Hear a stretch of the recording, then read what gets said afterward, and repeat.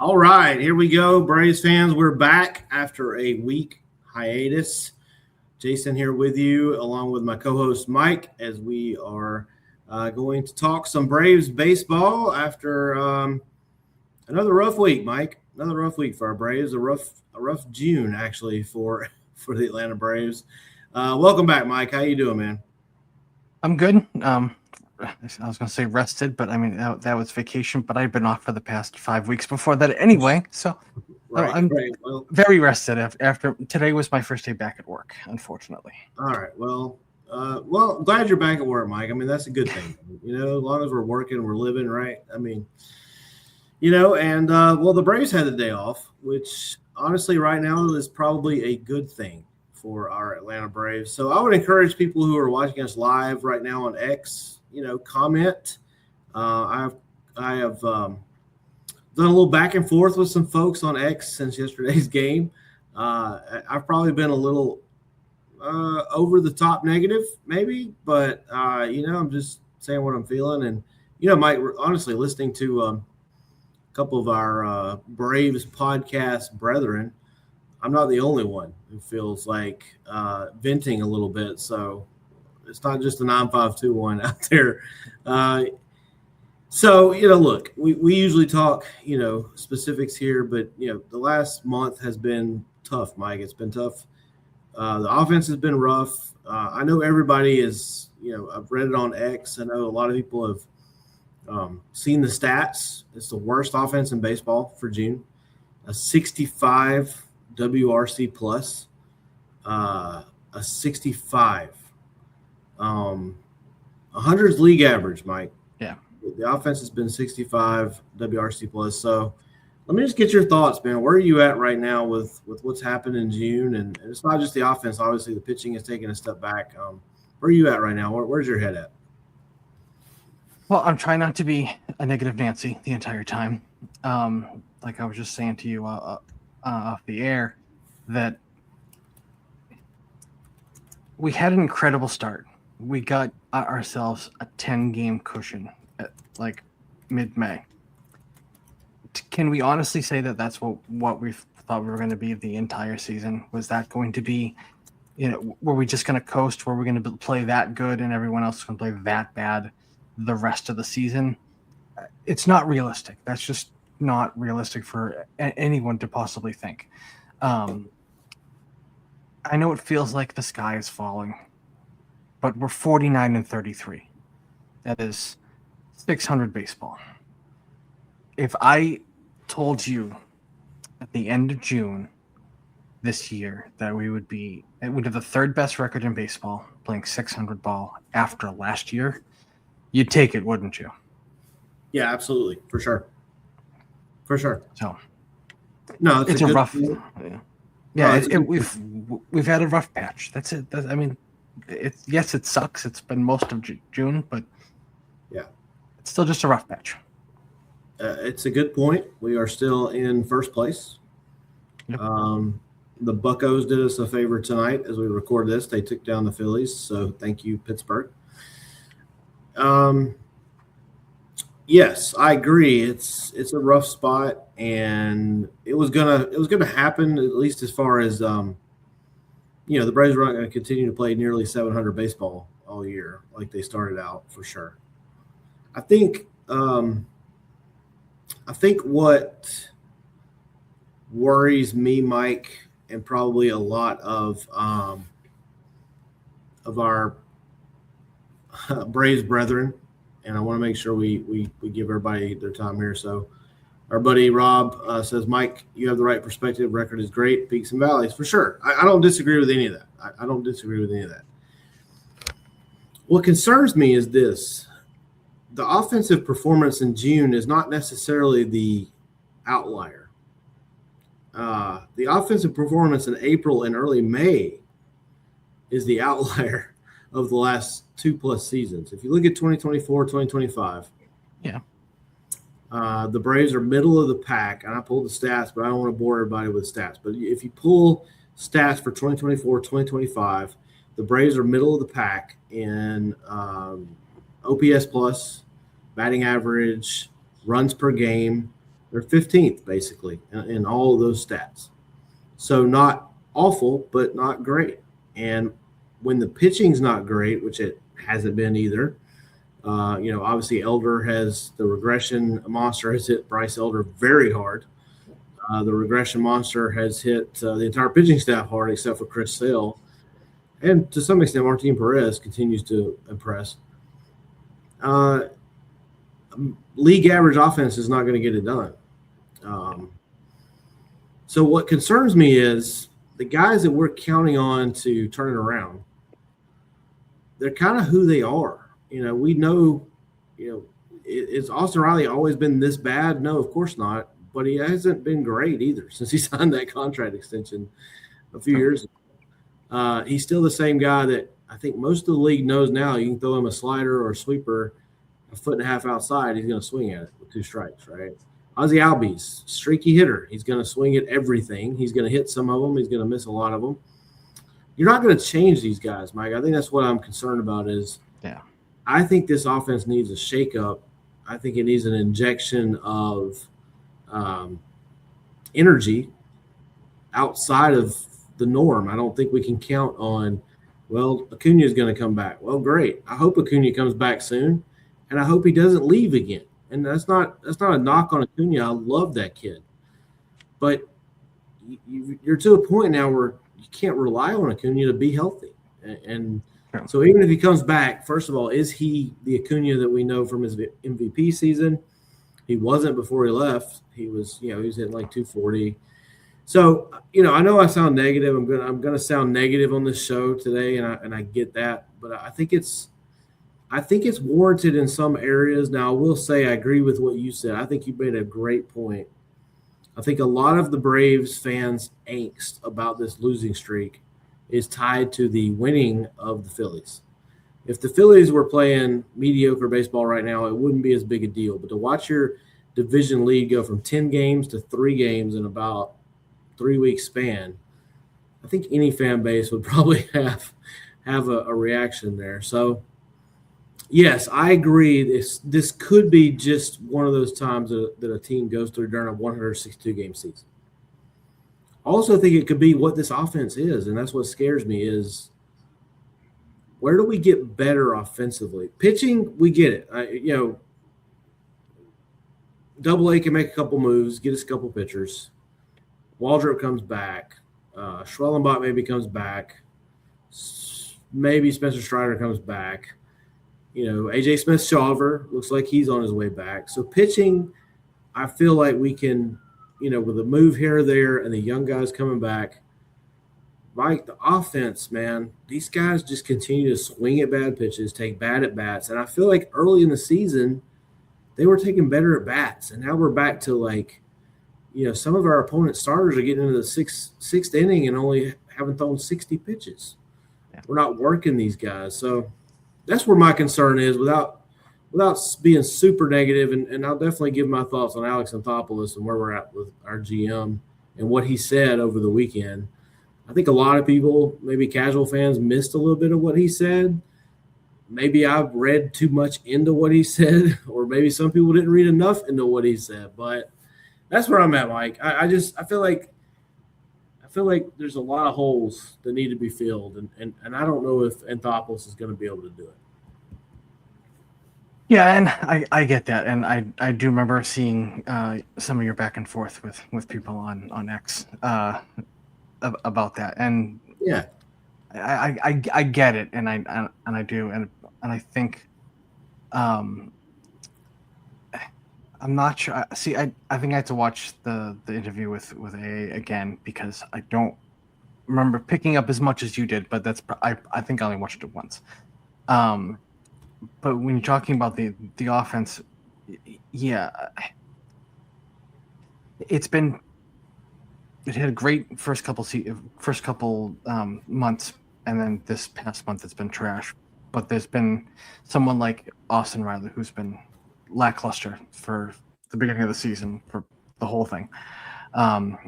And given we didn't get Ha-Sung Kim back until May, that experiment for me has got to end. He's hitting, what is it, 069, I think is what I heard. That's how can you put him back up in the field? Like, it's real. I get giving him a chance. He's had enough of a chance at this point. He's not. I mean, I'm not saying DFA him, but how can you put him out in the field at this point? I am. I get it. Yeah, I'm saying it. I'll say it. But the only thought is this: I don't think you can DFA him because of the $20 million. But how can you put him back on the field at this point? He's a liability. He's good defensively, but he is. Yes, Rob, exactly. Please fake injury him. Like, I think I pulled a hamstring or anything. Please just get him off the field. Let him go down to AAA and have a rehab down there, and maybe get. I think at this point, Braves fans will probably take up a GoFundMe to pay for him. I think Braves fans will take up a GoFundMe at this point to offset the $20 million. I mean, there's a lot of Braves fans out there, so we all just give like $5, But I don't even know what to think. He started. Yeah. I mean, he started every game of the Giants series. He's still. I think he's what is he now? You said it was like 069. That equates to like 5 for 71 or something. I mean. That's all singles. He doesn't have a hit. I don't think. Like, oddly enough, if I saw correct, I think it was from Mark Bowman. I think all his hits have come with people on base. Like with nobody on base, the guy doesn't have a hit yet. Like, which is really weird. And I think one of them was a suicide bunt too. It was. I remember that. Yeah. I want to say this too to all the people on X and social media who accuse me or anybody else of being too negative. Let me say this.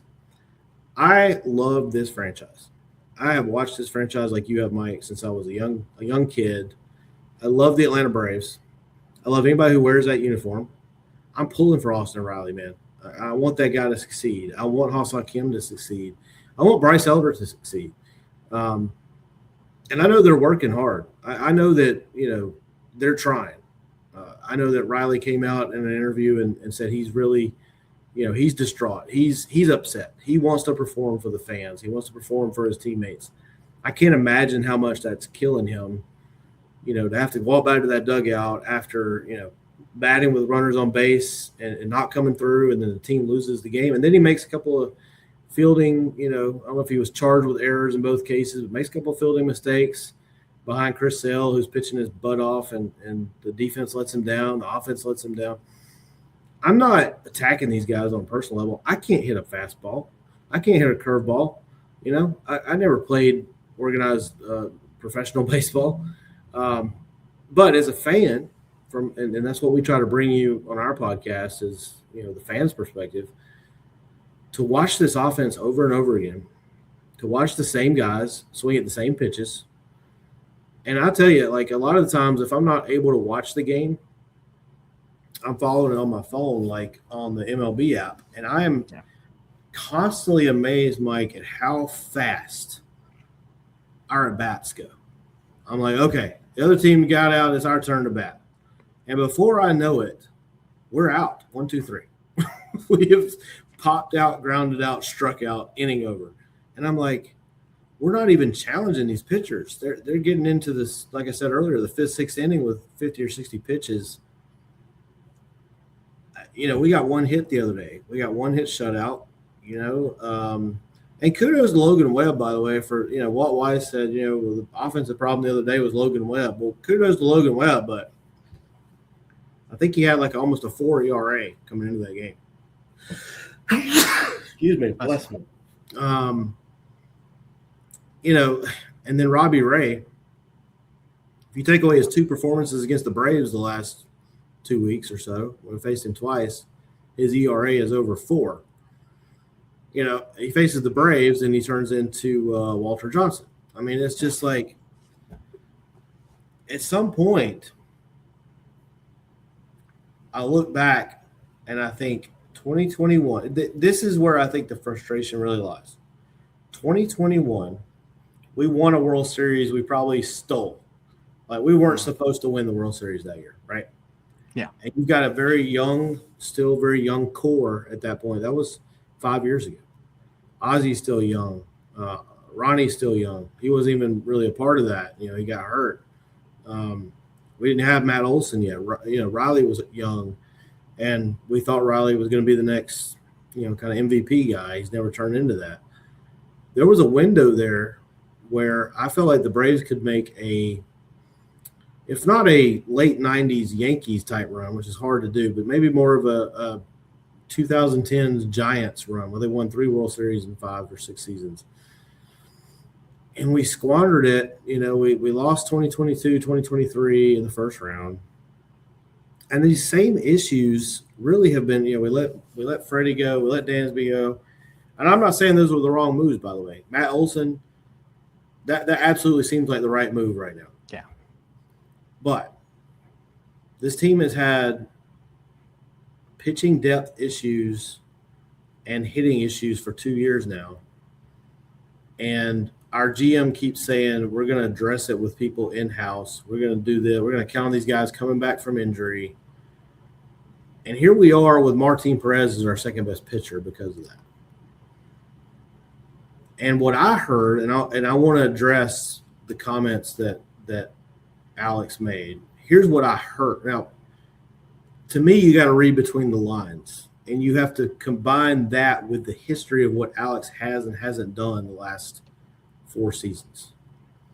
What I heard him saying was he was already setting up the excuses for not doing a lot at the deadline. He kept repeating, or he said basically, hey, look, we don't know who the sellers are going to be. And because of the third wild card, there aren't going to be a lot of sellers, which is not necessarily an untrue statement. I'm not saying that that's not true. Yeah. But the fans don't want to hear that crap right now. The fans want to hear, Alex, what are you going to do to make this team better? Because we went from the penthouse to the outhouse in 30 days. And what I heard was, here's why I probably won't make as many moves as the fans are hoping for. And I don't want a GM that reacts to every little thing emotionally and reacts to the fans. I do want a GM that looks at the situation and says, this is untenable for this team. I've got to go out and make it better. And if you look at Alex's history as the Braves GM, he's never really done that except for 2021. And he got lucky that year. And I'm not trying to take a lot of credit away from the guy, but he basically signed everybody and their brother. He signed Rosario, Adam Duvall, Jorge Soler, Jock Peterson. There's no way he could have known that those 4 guys would all play a critical role down the stretch and in the postseason. No way he could have known that. There's just no way. No. So tell me another move he's made midseason or even in the offseason other than Chris Sale, which was also a gamble. So I'll give him credit for taking that risk on Sale, but people forget what a gamble that was. Sale couldn't stay healthy before he came to Atlanta. So that worked out. Kudos to Alex. I'll give him credit. What other move has he made that has made a difference for this team? And this offensive lineup has kind of been the same now for 3 seasons. And I don't know if we're waiting on Austin Riley, Ozzy, all these guys to just turn into different players, but they are who they are at this point. Yeah. That's where I'm at, Mike. It's not that it's just this June swoon that we're talking about. This is a 3-year deal now. And I don't really have any faith in our GM to go out and make the big move. And what I heard him saying was, hey guys, this may be this. These are the reasons we may not do all the things you want us to do. And if we don't do those things, we're going to finish in the wild card spot. The Phillies are going to win the division, and we'll get bounced in the first round. That's how I feel. Yeah, and I get that. Like from what it sounded like from what you said again, I'm gonna have to watch it again just to be sure I'm hearing the same thing. But to defend him on one of the points, the whole thing of we don't know who the sellers are going to be, and that's true because there is no one in the AL that is basically out of it completely. Like, I think the Royals have the worst record in the AL, and they are 7 games out of the wild card. 7 is it's a big, discrepancy there. It's a big amount to overcome, but still 7 games. It's not really that much, especially with half the season still left to go. So almost any team in the AL is still possibly looking at a wild card. So now that means you've got the Mets. The Mets aren't going to deal with us. I look at the rest of our division. We're not getting anyone from our division because you're shooting yourself in the foot at that point. You're going to make yourself worse and make someone you compete with all the time better. Doesn't make any sense. Yeah. So now you've only got Colorado and maybe the Reds. Right. It's a short list, so I get what he's saying with that. But and like you were saying about the that's true. The Giants will sell because they're not going anywhere in the NL West either.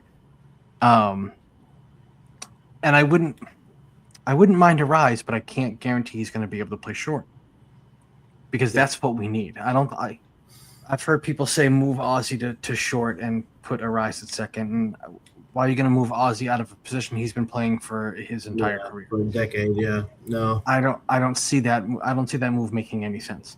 No. I can't guarantee a rise is going to be able to play short. I've seen him in the outfield. I've seen him at second. I've seen him at first, and I always looked at him playing first, going, "Why? That doesn't make sense to have him there." But could he maybe play a little bit of left? Sure, that just gives us another spot and another player to fill another spot. But now, okay, so is Dubon going to come in to play short? Because at this point, again, I've just written Kim off. I don't care. Yeah, I'd sit on the bench, go fake an injury, and go down to Gwinnett. That's fine. Yeah.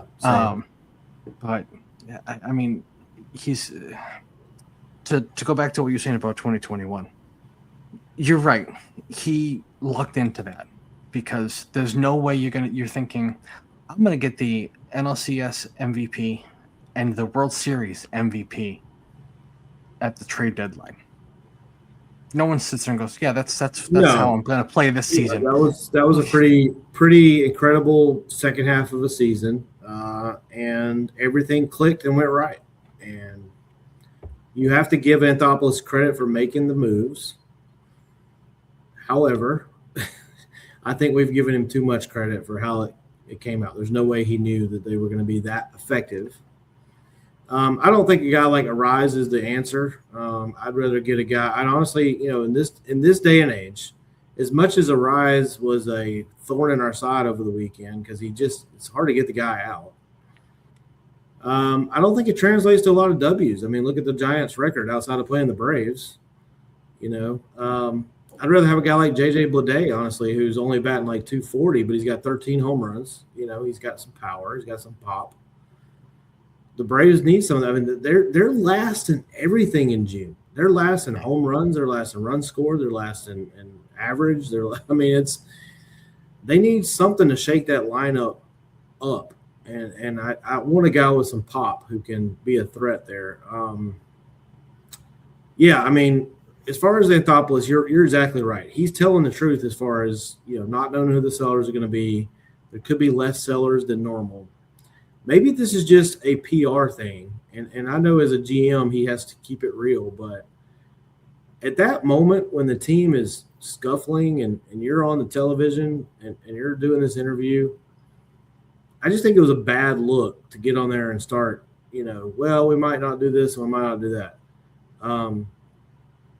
Braves fans want to hear what you are going to do. Yeah. What are you going to do that's worth? I mean, my wife and I, look, as much as I'm moaning and groaning, we're going to Atlanta this weekend for the 4th. We're gonna check out 2 games. We're gonna go to the Mets series, and I'm gonna spend my hard-earned money at Truist Park. Because I love this franchise and I love going to the games and supporting this team. That's not going to change. I just want to see something from our front office, and I put the blame on AA, but I think some of this blame is shared by, his bosses. The Braves are making money hand over fist right now. They're making money like crazy with the Battery. We've seen the reports come out. We know what they're doing. And they've decided that instead of putting a lot of that money back into the team, they're going to be tightwads. And I think Braves fans are just tired of, having to pick up bargain basement pitchers. We just signed Hector Carrasco for the 18th time this year, right? We re-signed him. We're tired of counting on guys like Bryce Elder, who we know kind of what he is. I'm not going to be fooled again. I'm not going to be fooled by any 15, 20-game stretch where he looks like Greg Maddux and then turns back into, Rick Mailer. I'm not going to be fooled by it anymore. Like, we're tired of picking up guys off the – we signed Carlos Santana. What on earth? You even messaged me about. We were messaging about that. What is this move? What? Rowdy Tellez is still in this roster. I'm not even sure why he was signed to begin with. Rob is asking, what about some bats from the Royals? Marte, Garcia, look, I'd love to have any of those guys. Sorry about dissing Rick Mailer. They're not. I can't see the Royals. Rob, are the Royals looking to part with Caglione? I mean, I would get in a car and drive up there and take the guy to dinner right now if I thought he'd sign with the Braves. I would drive him from KC to Atlanta.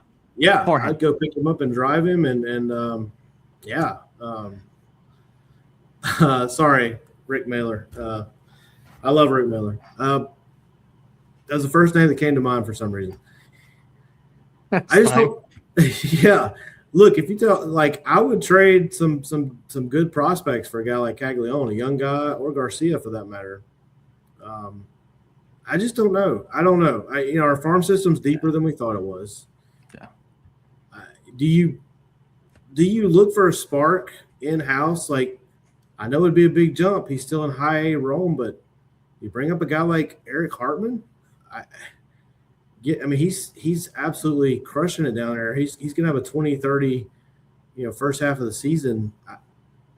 Obviously when he gets to the big league. What about Jim Jarvis? I know we brought him up for a few games, but he's OPS and over a 1-pointer. He's taking walks. You telling me he can't be an upgrade over Ha-Seong Kim and even Jorge Mateo? What are we doing? I'm trying to be level-headed about this, but I am emotional about this baseball team because I love it so much, and I'm tired of people saying don't panic. Well, I can panic. I'm a fan, and even shout out to Jake Mastriani, who hosts the Locked On podcast for the Braves. He's also a big Braves fan, and he was on his podcast saying maybe they should panic. Maybe the Braves should panic because he said the same thing I put on X. We didn't panic in 2024, and everybody said don't panic. We didn't panic last year, and everybody said don't panic. And how did those seasons turn out, Mike? They turned out pretty crappy. Yeah, not good. So when I say panic, I don't really mean like, oh, the sky is falling, we have a terrible baseball team. It's more like we've got to make some moves that make this team equal to the Brewers and the Dodgers, or we're going to be sitting at home in mid-October again while we're watching those teams play for a championship. And I'm sick and tired of it. 2021 was great. We've had probably 3 teams at least, counting this one now, that are better than that 2021 team, and we have 0 more championships to show for it. That's where I'm at. Yeah, and with 2021, we were a 500 ball club going into August. Yep. I think it was early August when we took over first place and never gave it back. Yep. And I remember sitting there watching them get to 500, lose a game, get to 500, lose a game, like, and could not get over 500, then finally got over, and then just took off from there. Yeah. And you're right, and yeah, the couple seasons after that, except for last year, were good. Sometimes even great, and then, but nothing came out of it. No hardware. Yeah. As even no hardware, Mike. No postseason victory. We haven't had a postseason series win since the World Series. No, we what? Are you talking about series or single game? Series. Okay, single. Correct. Single series, yes. I was gonna say we beat the Phillies on the series. The double play. We haven't won a postseason series since the World Series. Yeah. And, I mean, I found this on the web for Have We Ever Won? Apparently, I got Alexa going. So Alexa's even pissed off. Yep. I'm not trying to be greedy and say we should have won every World Series since then, but we've had some really good ball players and some really good teams, including this one, the start we got off to. But imagine if we'd had some pitching depth. Imagine if we just had one more major league consistent pitcher right now. And look, most of the guys that all of us, including myself, wanted us to sign in the offseason have turned out to be kind of crap for their teams this year. So there's a lot of guys I'm glad we didn't sign. But at this point, you take even just another Martin Perez type guy, a major league pitcher who's got experience, who's ready. Even that right now would make a big difference, because right now it's Chris Sale, it's Martin Perez, and you still cross your fingers there. And then you hope for rainouts. Yeah. Right? What was the old Braves saying back in the day with Necro and saying, like, what is it? Necro and saying and pray for rain, right? Was Spawn and saying. Spawn and saying pray for rain, right? Yep. We can't make it rhyme now with Sale. I don't know, Sale and somebody, but it feels the same way. Like, and poor Chris Sale, he can't even get any run support. I think they've scored 2 runs for him over his last 4 starts. Like, I understand the perspective of this is it's a swoon, it's a slump. And if it was in isolation in a vacuum, I would agree. But this has kind of been a trend for this offense for the last 2 years.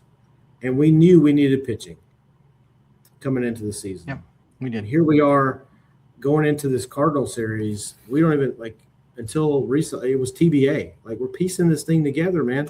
We're the Atlanta Braves. We're not the no offense to these franchises, we're not the A's.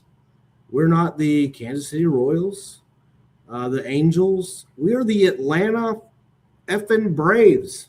We have the money. We have the history. We have the infrastructure. We should not be starting Bryce Elder and Grant Holmes and J.R. Ritchie. That's where my frustration lies. That's where my frustration. And I'm not saying that he won't make moves, but what I heard the other day was him setting up, hey guys, this may be the reason we don't make all the moves you want us to make. And okay, fair enough. I just think the message at that moment, especially, he couldn't have known when he recorded that interview that it was be in the middle of another disastrous offensive performance. Yeah. But man, it landed wrong with me. And judging from the likes and mostly positive comments I got from that, most of the Atlanta Braves fandom agreed with me. They didn't like what they heard either from Anthopoulos. So I just want to win, man. I just want to see this franchise take advantage of a window here where I feel like we could have won more. And just like the Phillies, that window is closing on this current group. That's where I'm at. That's where I'm at. I would like us to play well going into the All-Star break, and then hopefully be able to reset and come out of the All-Star break guns blazing. I mean, I don't know if the offense can do that. I feel like the pitching staff might be able to do that with Waldrop coming back, having already come back. Shaver sounds like he's about a month out, maybe a little bit less. And then Schwellenbach is probably late August, early September is what I'm hearing. I heard they're all slowly working their way back. So can I say that that's going to be our 5-man rotation with those three and Sale and Elder going into October. I would love to say that, but we can't guarantee that anyone's going to stay healthy. You never know with everyone that's coming back. They could very, re-injure or relapse or whatever and not be able to deliver come October. And like you said on previous episodes, do we trust Elder going into October? No. At the beginning of the first couple months, I felt like I might have been able to, but he's shown his true colors, and I don't think I can.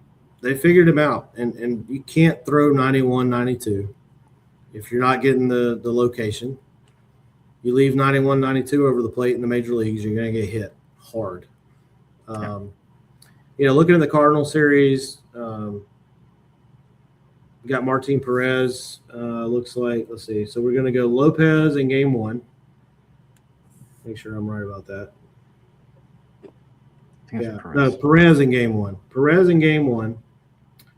And again, getting asked for more than Martin Perez, but you're always, or at least I am, I'm always like, okay, is this the game where Martin Perez gives up 6 earned, in 2 innings? You just never know. But he's been great. Then Lopez, who was okay in that start last week where he pitched the first 3 innings. Velo was okay. Location was okay. He had a lot of hard hit balls. If you believe in that's the other thing. I'm a little bit, I understand the stats back some of the stuff up, but my goodness, I tweeted this yesterday.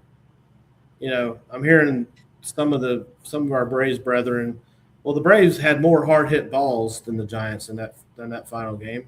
Well, big effing deal. Yay, we hit the ball hard. Sometimes, the Giants were killing Chris Sale with the little bloop flares and sometimes you just got to make contact. And there are times with guys on base we can't even do that. Kudos to Austin Riley. He did do that with a man on base in the 9th inning. He grounded out to first and got a run home. And then, we lost anyway. But we hit the ball hard. Well, fantastic. We lost. At the end of the day, we lost. So, but Lopez, let's see what he can do. Maybe they back him up with Waldrop. I don't know what their plan is there because there's a 3rd game of that series. They haven't announced the starter. So I don't know if we're looking at Grant Holmes or Waldrop.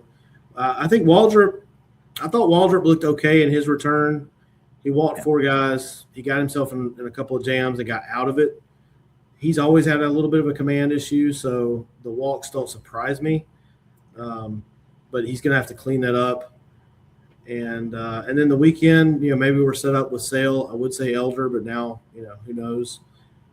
But this is my whole issue. Why are we even having these conversations? Why did we not go get a pitcher?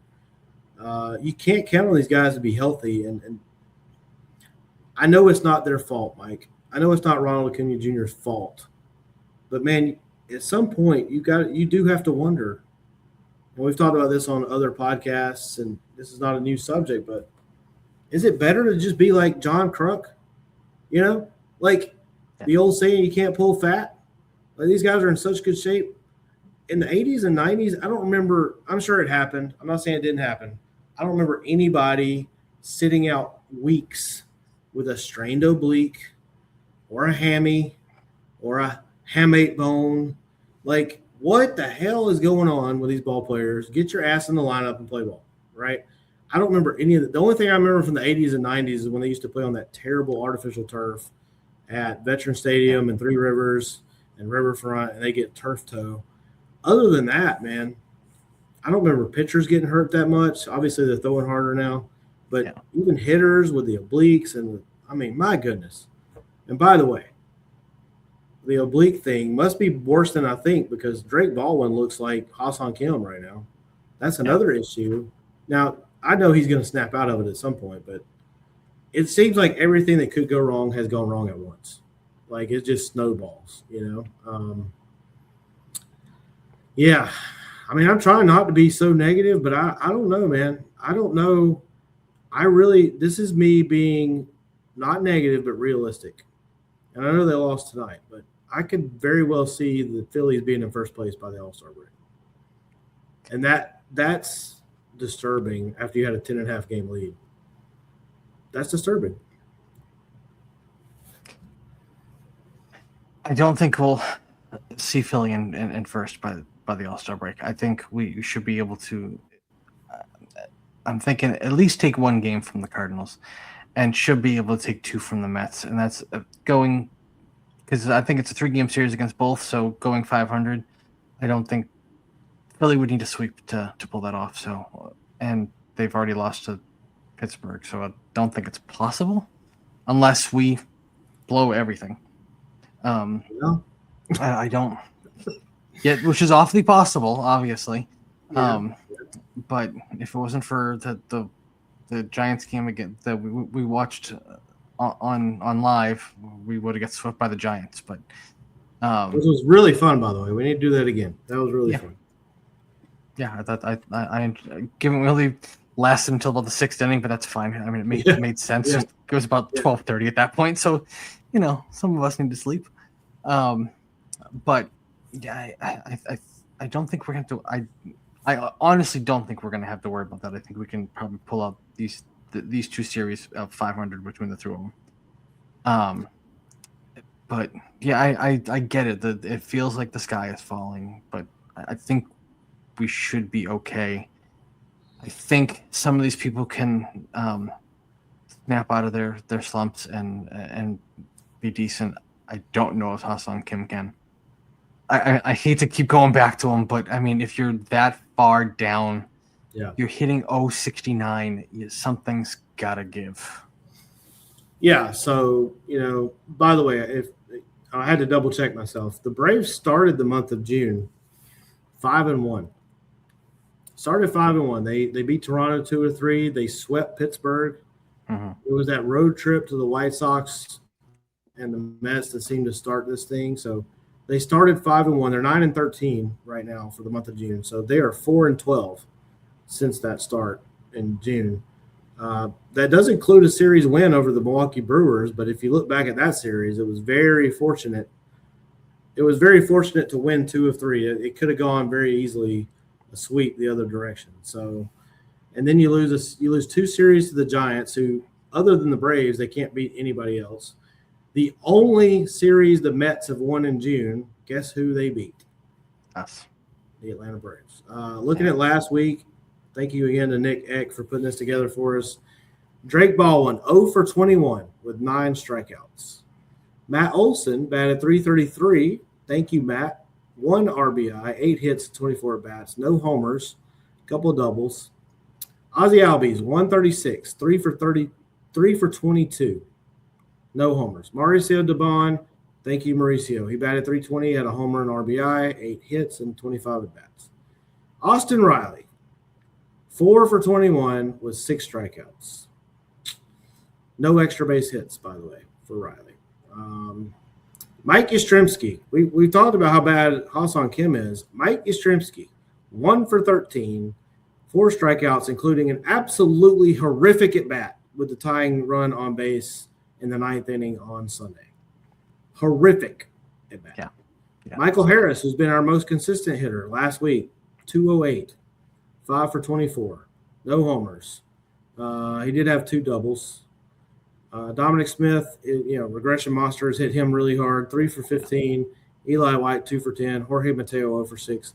Ha-Seong Kim, 0 for 11. Joey Bart, 2 for 7 with a home run. We had 2 home runs last week. Dubon and Joey Bart. We have Drake Baldwin, Matt Olson, Austin Riley, Michael Harris on this team, Mike, and our only 2 home runs came from Joey Bart and Mauricio Dubon. Mm-hmm.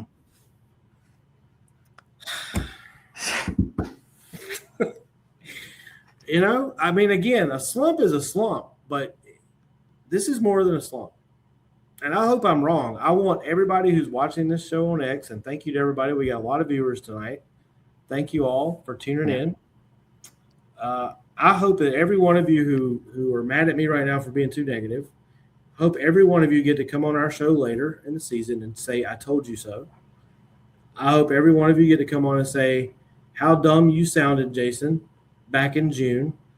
I hope you're saying this in October when we're celebrating a World Series. Okay, I hope that all happens. I will gladly eat crow and take my beatings. But I want anybody in their right mind right now who's a Braves fan who honestly feels like this team is going to the World Series to tell me that right now in the comment. Just tell me. I'll go on record as saying I'm brave enough to go on record as saying this team's not going to the World Series. All right, and I hope I eat those words. I hope me and Mike are having a call together where we're trying to figure out how to rename this podcast next year. Okay. Yep. 952126, whatever we'll go with next year. But some of you sunshine pumpers need to be brave enough to come out and say, yeah, I think this team can do it. We're going to do it. I don't see it, Mike.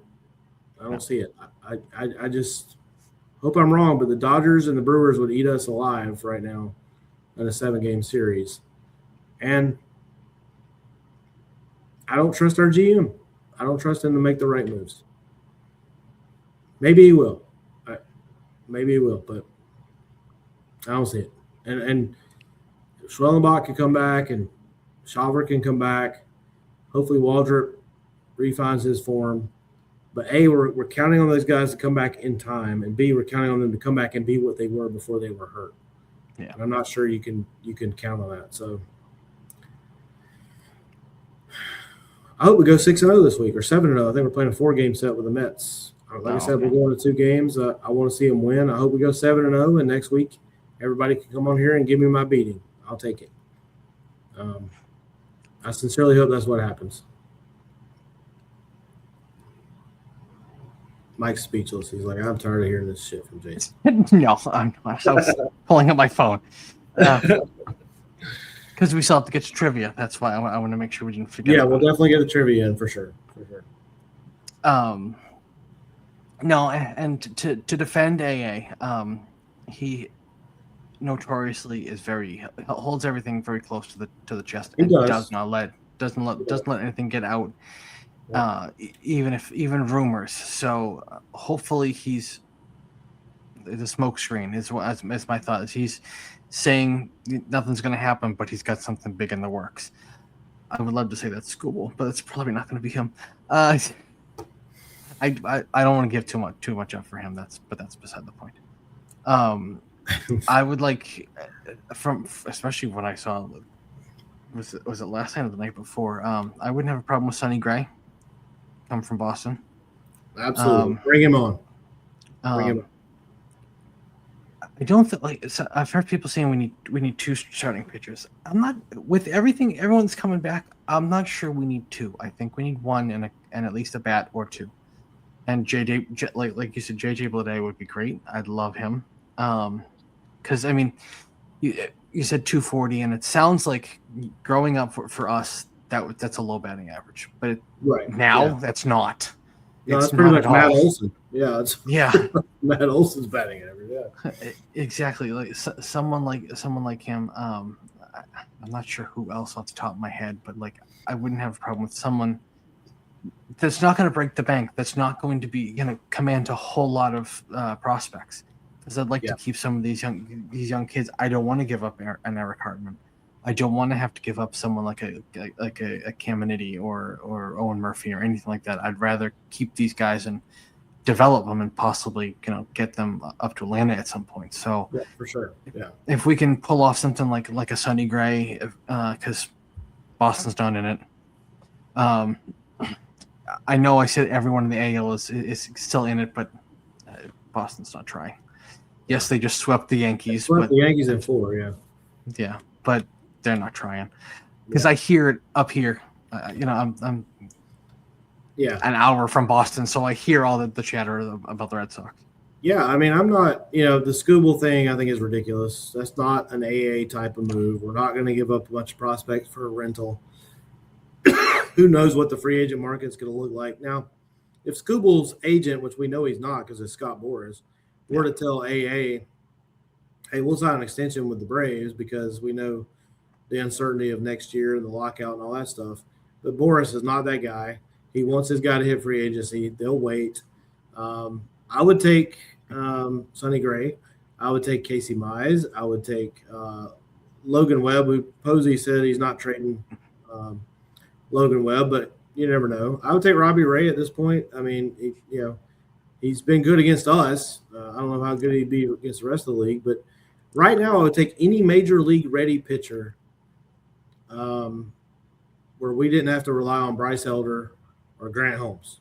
And no offense to either Elder's early season performance, without his early season performance, we're probably already in second place. So I'm not taking anything away from what Elder did early on. And without what Grant Holmes has done. You know, I mean, he hasn't been awful, but Holmes belongs in that bullpen role.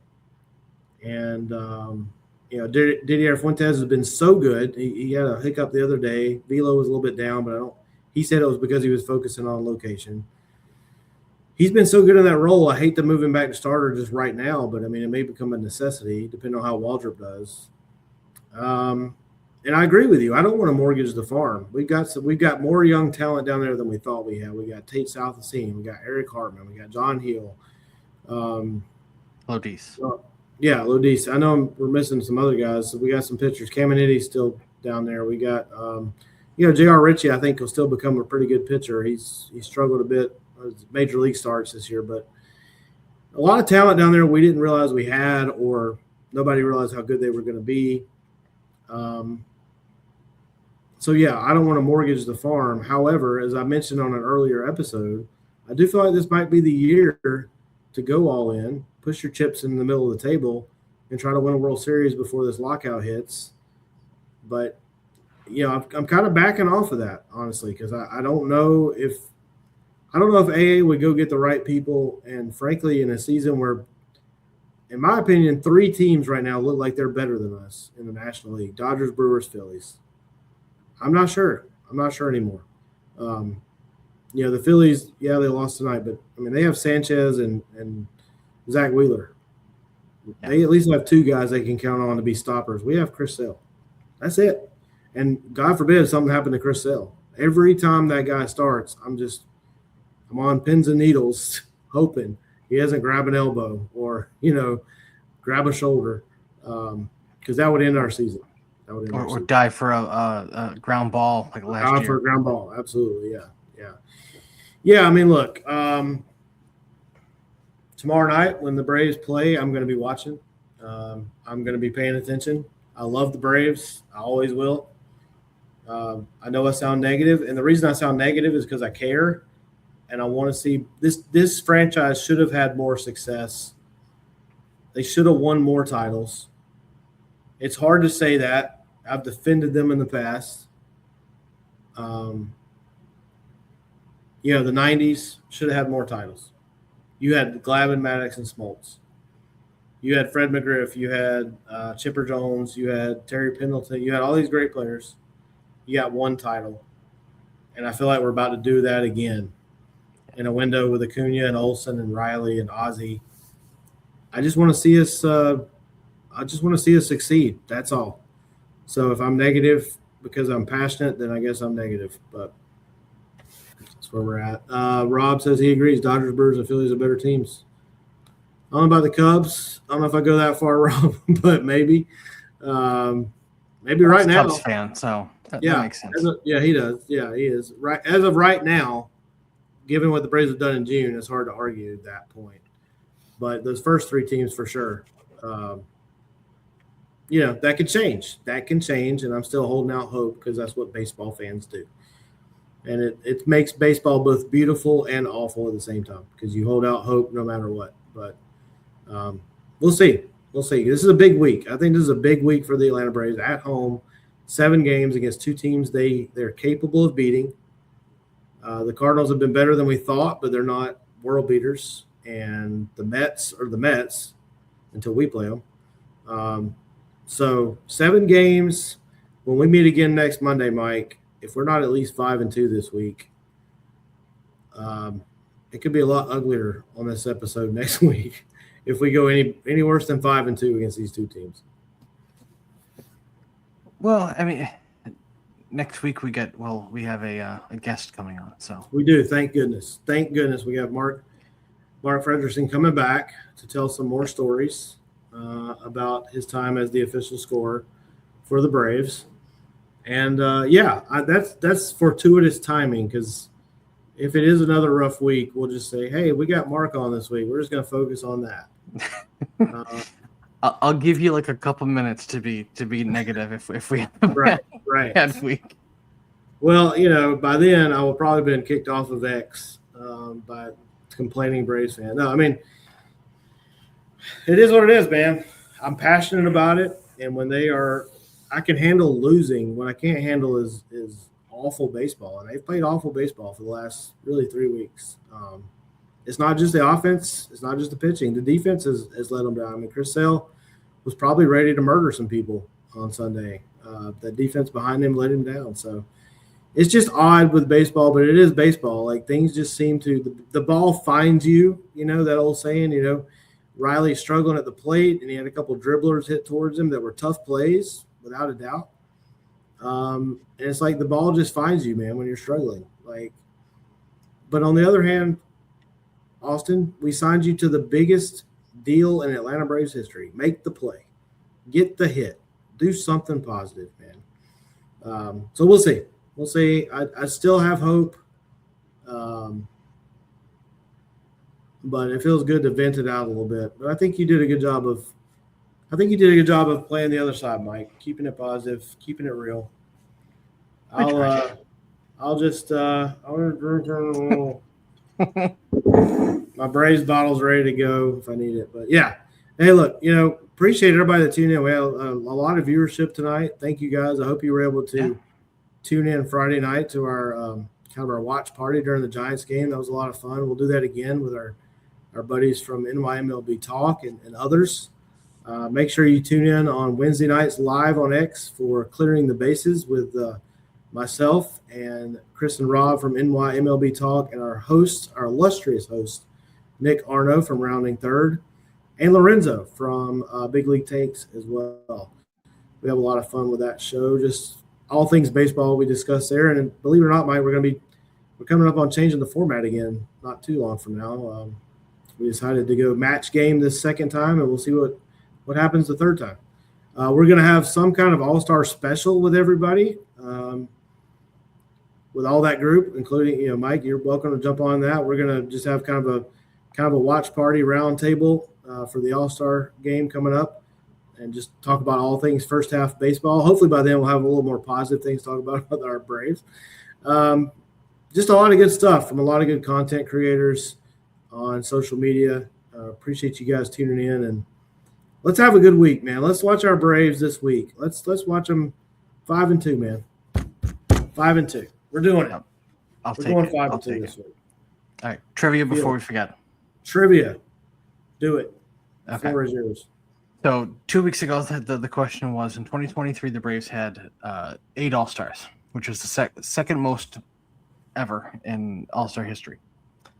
Can you name them? And you were able to do it off cam. So do you want to run down who it was? Do you remember who it was? I doubt I remember all of them now, but okay. Do you want me to just list them off, or do you want to try and do it? Yeah, just go ahead and list them off. Go ahead and list them off. All right, so first base, Matt Olson. Second base, Ozzie Albies. Third base, Austin Riley. The one that I thought might stump you was shortstop, Orlando Arcia. And I want to say it was the 5th or 6th inning. I'm not sure exactly what inning it was. All 4 of them were out there playing together, which I thought was a cool thing. Like, you have the entire infield for one team come from that, so I thought that was cool. Right field, Ronnie. This one's kind of shocking as to how injured he's been. Catcher, Sean Murphy. Yeah. And then two starters, Spencer Strider, and your favorite, Bryce Elder.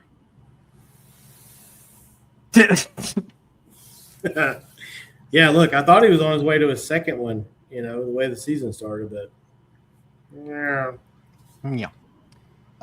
So there was we had a little bonus question at one point too. There was 3 teams that had 9, which is the actual record. Yeah. Those were the 1943 St. Louis Cardinals. What a team. Yeah. Well, you didn't even know who was on there. I have no idea. No idea. Stan Musial. That was before Stan, wasn't it? Stan Musial on that team? I don't know. 43. I'm sure Rob can tell us. Slaughter was probably on there because he was there on the 46 World Series. 52 Brooklyn Dodgers, and then 58 and 59 New York Yankees. The 59 one was 9 of them across the two All-Star games, because 59, 60, 61, and 62, I think there were two games. I'm not 100% sure on the years, but sounds about right. By the way, Musial's rookie season was 1941. So I just looked it up. Okay.